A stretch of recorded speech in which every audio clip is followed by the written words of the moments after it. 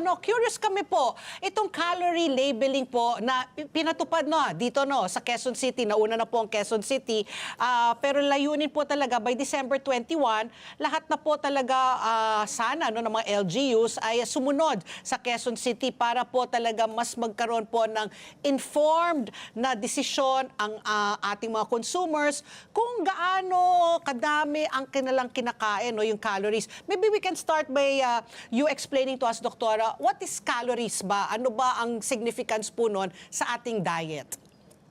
Maganda po yung tanong nyo. Unang-una po gusto kong i-congratulate ang LGU ng Quezon City for initiating this project.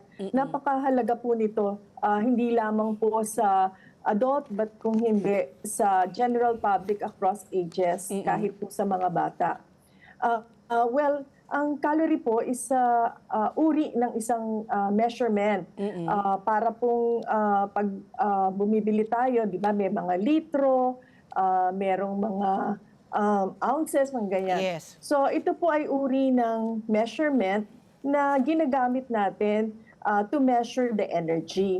Lahat po ng kinakain natin ay may equivalent energy. Okay. So, at lahat naman po tayo ay may required energy to spend for the day.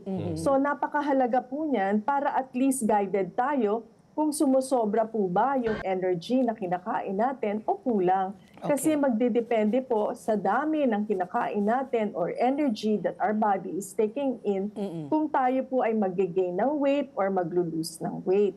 Kaya napakahalaga po na malaman natin kung ano yung calorie na tinitake natin sa bawat pagkain na kinakain natin. Doc, what are the pros and cons? Ito pong ginagawang calorie labeling ng Quezon City government. What are the pros and cons of this? Of course, yung magandang epekto niyan para sa mga consumer at saka, of course, meron niyang bad side din eh. Like for example, ito sa mga restaurant, baka naman malugi naman po sila at yung instead na kumita sila, mas kaunti na lang yung bilhin ng mga customers nila. What are the pros and cons of this? Well, personally, wala po ako nakikitang disadvantage of putting the calories on the menu that they are preparing. In fact, mapo-force nga po sila na gumamit o gumawa ng mga recipe na